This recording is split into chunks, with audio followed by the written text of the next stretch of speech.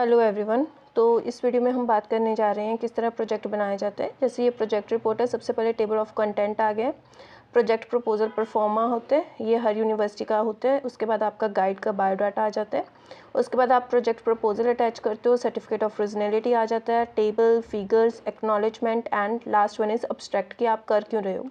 जैसे अगर मैं इस प्रोजेक्ट का अब्स्ट्रैक्ट आपको दिखाऊँ तो ये एक्नॉलेजमेंट है to my guide and to my parents and the most of all to the almighty। और ये मेरा अब्स्ट्रैक्ट रहा था कि मैं क्या रीड कर रही हूँ। मैं कस्टमर सेटिस्फेक्शन रीड करने की कोशिश कर रही हूँ, सर्विस क्वालिटी और product differentiation. Customer satisfaction, service quality और प्रोडक्ट डिफरेंशिएशन किस में? स्मॉल फाइनेंस बैंक्स में।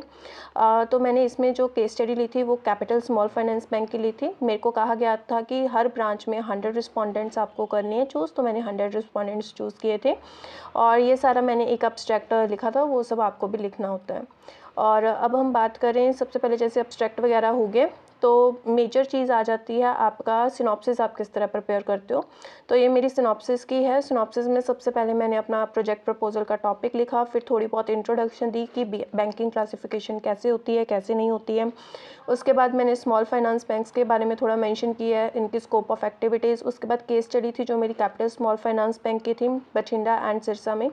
तो उसकी मैंने प्रोफाइल कर दी है, ये आपको इजीली अवेलेबल हो जाती है इनकी वेबसाइट से, ज़्यादा वो नहीं करना है।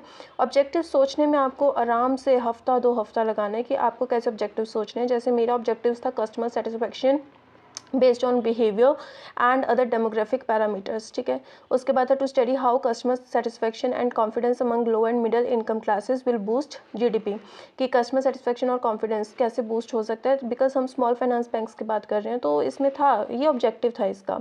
उसके बाद फ्यूचर कोर्स ऑफ सिचुएशन क्या हो सकता है, एक सर्विस परफॉर्मेंस का मैंने एक जनरल मॉडल भी यहाँ पे प्रिपेयर किया था, और to compare aforementioned relationship across two selected SF base. तो जो ऊपर लिखे हुए थे ये ऑब्जेक्टिव्स मोस्ट इंपॉर्टेंट होते हैं, ऑब्जेक्टिव्स के बेसिस पे ही आपका जो है एक्सेप्ट या रिजेक्ट होगा।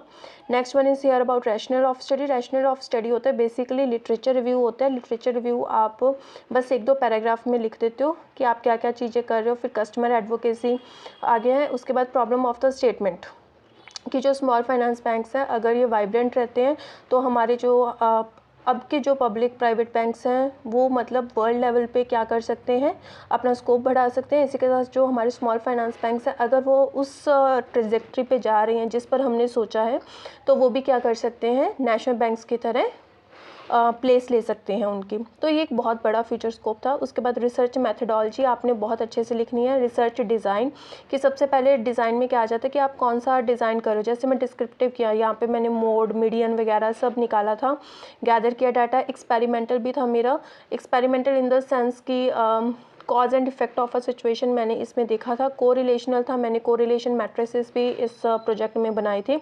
Next one was diagnostic research design. इसमें मैंने ये भी देखा था क्या इशू है, इस इशू को कैसे डायग्नोस किया जा सकता है एंड सोल्यूशन क्या है इशू का। तो ये सब चीज़ें मैंने की थी। तो ये था आपका सारा रिसर्च मेथोडोलॉजी। इस तरह आप देखो करोगे ना सेंड, तो आपका कभी भी सिनॉप्सिस वापस नहीं आएगा। Next one is about nature and source of data, जिसमें आपने क्वालिटेटिव है, क्वांटिटेटिव है, प्राइमरी डाटा है, सेकेंडरी डाटा है। टूल्स एंड मेथड्स क्या हैं, प्राइमरी डाटा के क्या होते हैं, जैसे इंटरव्यू कर लेते हैं, सर्वे कर लेते हैं हम, क्वेश्चनेयर और थ्रू फोकस ग्रुप्स कर लेते हैं। और जो सेकेंडरी डाटा है वो हमें इन सब चीज़ों से मिल सकता है। ओके, सो ये एक ब्रॉड सी लाइन थी, आप भी इन्हें अच्छे से कर सकते हो, ठीक है जी। नेक्स्ट वन इज़ अबाउट क्या मैं टेक्निक्स यूज़ कर रही हूँ। मोस्टली मैंने MS ऑफिस का यूज़ किया था, और तो वो मैंने यहाँ पे मेंशन कर दिया था। उसके बाद मैंने structure of the project report भी यहाँ पे मेंशन कर दी, और मैंने थोड़ा बहुत उन्हें क्वेश्चनर का आइडिया दे दिया था कि मैं क्वेश्चनर में क्या क्या चीज़ें मेंशन करूँगी, और साथ में नोट भी लिख दिया था। ये सिर्फ एक बेसिक आइडिया, ये फाइनल सेट ऑफ क्वेश्चन नहीं है। सो उसके बाद मैंने ये मेरा पूरा क्वेश्चनर का इन्हें जा रहा है, तो आप देख सकते हो कि आप अभी अपना क्वेश्चनर कैसे कर सकते हो। आप पॉज करके वीडियो अपना देख सकते हो। ये हो गया है, और उसके बाद ये भी क्वेश्चनर ही था भाई मैं किस तरह क्या कर रही हूँ। और उसके बाद ये लिमिटेशंस ऑफ द स्टडी क्या थी मेरी, कि सैम्पल साइज़ थोड़ा छोटा रह रहा है। एरियल रिस्ट्रिक्शन है, सिर्फ पंजाब और हरियाणा कवर हो रहा है, और वहाँ का भी सिर्फ एक ब्रांच कवर कर रही हूँ। कोई भी पॉलिटिकल, कल्चरल या जियोग्राफिकल, हिस्टोरिकल या सोशल पैरामीटर्स इसमें नहीं लिए जा रही है। तो ये था मेरा पूरा सिनॉप्सिस, एंड ये सिनॉप्सिस मेरे को बहुत ईजिली अप्रूव हो गया था। मेरे को बार बार सिनॉप्सिस बनाने की ज़रूरत नहीं पड़ी थी। तो आप भी इसी तरह अपना सिनॉप्सिस प्रिपेयर कर सकते हो। जब सिनॉप्सिस प्रिपेयर हो जाता है उसके बाद जैसे मैंने चैप्टर 1 में ये आप देख लीजिए, मैंने ये सारी चीज़ें इसमें राइट डाउन की थी। Problem statement, purpose of the study, research objectives, ये सब तो वही था जो पहले लिखा था, कुछ खास नहीं लिखा था, बट जस्ट हाँ लिटरेचर रिव्यू किया था इस बार और अच्छे से किया था। एंड ऐसे थोड़ा थोड़ा ही लिखा था बिल्कुल कि, बट हर चीज़ इसमें मैंने इंक्लूड की हुई है कि जो भी डेफिनेशंस हैं इंट्रोडक्शन में, जो मैं पढ़ने जा रही हूँ इसमें जो मेरे ऑपरेशन वेरिएबल रहेंगे वो सब मैंने इंक्लूड किया था फर्स्ट में इंट्रोडक्शन में। ठीक है जी। उसके बाद आ गया था chapter number 2 small finance banks के बारे में। ऐसे इसमें क्या था कि मैंने SFPs की क्या ब्रॉड लाइंस हैं, स्मॉल फाइनेंस बैंक्स कौन कौन बन सकते हैं, जैसे लोकल एरिया बैंक्स हो गया, नॉन बैंकिंग फाइनेंस कंपनीज हो गया, माइक्रो फाइनेंस इंस्टीट्यूशंस हो गया, या अर्बन कोऑपरेटिव बैंक्स हो गया, तो ये सब क्या है स्मॉल फाइनेंस बैंक्स बन सकते हैं। और उसके बाद कैपिटल स्मॉल फाइनेंस बैंक्स, मतलब ये सब आपको RBI पे जैसे मेरे को बहुत इजीली मिल गया था, क्योंकि मैं ये देख रही थी कि स्मॉल फाइनेंस बैंक सब कौन कौन बन सकते हैं, उन्हें क्या क्या कंडीशंस देखनी होती है, तो इसके बारे में थोड़ा सा ब्रीफ दे दिया था। Next one was literature review. ये मोस्ट इंपॉर्टेंट रहता है लिटरेचर रिव्यू। लिटरेचर रिव्यू में सबसे पहले मैंने जैसे सर्विस क्वालिटी की बात की है, सर्व पर्फ मॉडल लिख दिया, सर्विस प्रॉफिट चेन क्या होती है, behaviour loyalty, customer advocacy, service की क्या फेयरनेस हम दे रहे हैं, एटीट्यूड, फिर मेरा कस्टमर सेटिस्फेक्शन का भी रोल था, कस्टमर सेटिस्फेक्शन आ गया, प्रोडक्ट डिफरेंशिएशन आ गया। जिस तरह मैंने अब्स्ट्रैक्ट में 3 कीवर्ड्स लिखे तो मैंने तीनों कीवर्ड्स पे क्या दिया, लिटरेचर रिव्यू दिया। उसी तरह आपको भी ये देना पड़ेगा कि पूरा लिटरेचर रिव्यू ऐसे देना पड़ता है। ठीक है, जो जो आप चीज़ें टाइटल में एटलीस्ट इंक्लूड कर रहे हो, ऑब्जेक्टिव्स में इंक्लूड कर रहे हो, उसे आप इस तरह से मेंशन करो। Next one is about research methodologies. Research methodologies का चैप्टर मैं आपको एक बार दिखाना चाहती हूँ। रिसर्च मेथडोलॉजीज देखिए कैसे किया था। सबसे पहले ओवरव्यू ऑफ मेथडोलॉजी कि भाई कौन कौन सी चीज़ें मैं कर रही हूँ, क्या कर रही हूँ। ठीक है।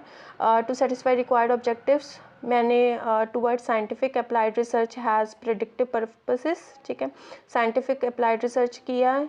उसके बाद मेथडोलॉजी रिसर्च मेरी किस पे बेस है, on the depth of scope.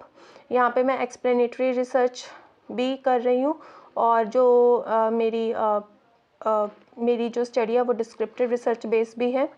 Okay, फिर मैंने कोरिलेशन रिसर्च यहाँ पे मेंशन कर दिया है। इस तरह मैंने सब लिख दिया था। और जो मेरा वेरिएबल्स है मैंने थोड़ी बहुत मैनिपुलेशन की है, इसलिए थोड़ा क्वासी एक्सपेरिमेंटल रिसर्च रहेगा, बिकॉज रैंडम नहीं था ये। ठीक है, they can not be randomly selected, तो मेरा क्वासी एक्सपेरिमेंटल रहा था। उसके बाद आप रिसर्च पॉपुलेशन की बात कर सकते हो, तो रिसर्च पॉपुलेशन की सबसे पहले मैंने लिटरेचर रिव्यू प्रोवाइड कर दिया उन्हें। And next one is sample size. Sample size के बारे में पहले थोड़ी बहुत थियरी लिख दो आप कि कितना सैम्पल साइज़ होना चाहिए। उसके बाद रिसर्च मेथडोलॉजी की क्वालिटेटिव है, क्वांटिटेटिव है, वो सारी चीज़ें इसमें आ जाती हैं। ठीक है जी। उसके बाद मेरे जो मेथड रहे थे वो मिक्स्ड मेथड रहे थे, थोड़ा क्वालिटेटिव था, थोड़ा क्वांटिटेटिव था, ऐसा कुछ खास नहीं था कि एक ही चीज़ मैं यूज़ कर रही थी। उसके बाद था सैम्पलिंग टेक्निक एंड क्राइटेरिया। एक होती है हमारे पास प्रोबेबिलिटी सैम्पलिंग, एक होती है हमारे पास नॉन प्रोबेबिलिटी सैम्पलिंग। तो जो मेरा क्राइटेरिया रहा था वो नॉन प्रोबेबिलिटी सैम्पलिंग का रहा था, क्योंकि जो अपना क्या कहते हैं कस्टमर्स को जो उनसे इंटरेक्ट करना था वो बहुत मतलब ऐसे था, जजमेंटल था, कन्वीनियंस बेस्ड था, तो रैंडम नहीं था। इसलिए मैंने जो अप्लाई किया था वो नॉन प्रोबेबिलिटी सैम्पलिंग अप्लाई किया, कन्वीनियंस, स्नोबॉल, क्योटा, और उसके बारे में हमने लिख भी दिया पर्पसिव या जजमेंटल सैम्पल। सो इन सैम्पलिंग्स के बारे में हमने यहाँ पे क्या कर देना है, मेंशन कर देना। उसके बाद रिसर्च इंस्ट्रूमेंट्स कौन कौन से रहे हैं, वैलिडिटी और रिलायबिलिटी पे हमें थोड़ा सा लिटरेचर रिव्यू प्रोवाइड करना होता है इस पर, और एथिकल कंसिडरेशंस क्या रही हैं। तो ये था मेरा पूरा रिसर्च मेथडोलॉजी का चैप्टर। ईजी होता है, कुछ खास नहीं होता है, बस जैसे मैंने आपको इसमें स्ट्रेटेजी बता दिया तो आप बस उस स्ट्रेटेजी के साथ काम कीजिएगा। उसके बाद जो मेरा चैप्टर 5 था वो था इन्वेस्टिगेशनल गोल्स ऑफ स्टडी। इसमें मैंने अपने सारे हाइपोथेसिस क्रिएट किए थे।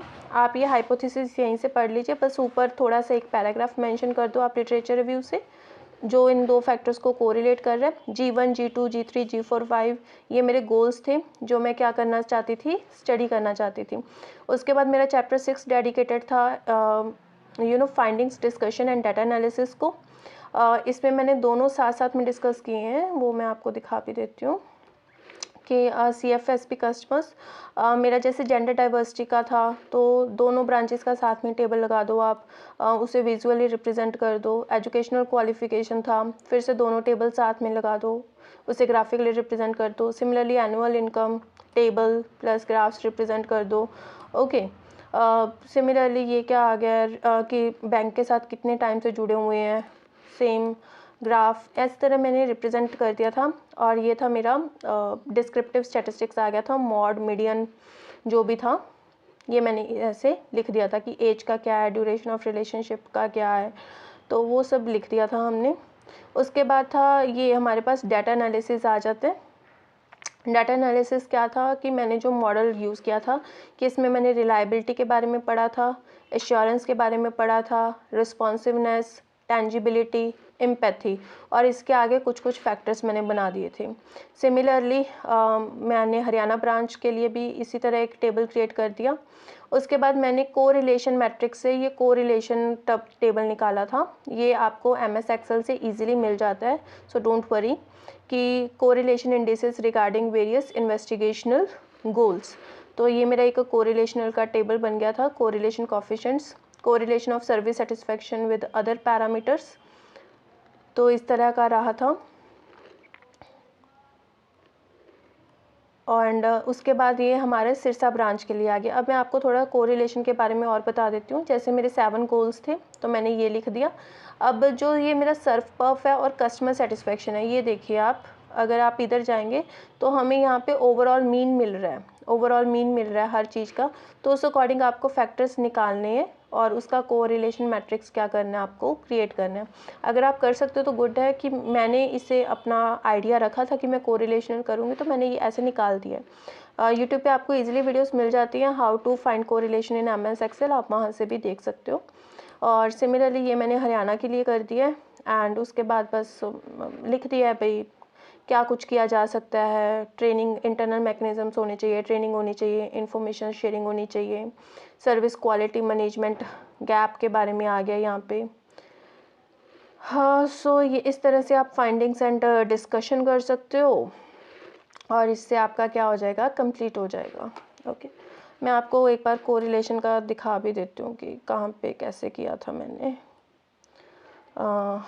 एक मिनट, अपेंडिक्स, ये रहा कोरिलेशन इंडिसेस का। मैंने साथ में अपेंडिक्स भी ऐड कर दिया था। इसे मैं थोड़ा ब्रॉड कर दूँ।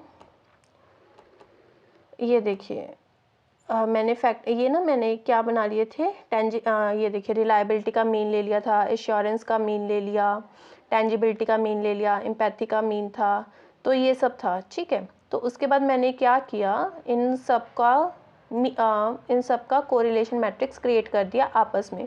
तो मुझे इस तरह कोरिलेशन के क्या आ गए, फैक्टर्स लिखे आ गए। बहुत ईजी जाता है, बस आप थोड़ा शीट्स वगैरह अच्छे से MS एक्सेल में क्रिएट कर लो तो इट गोज़ गुड।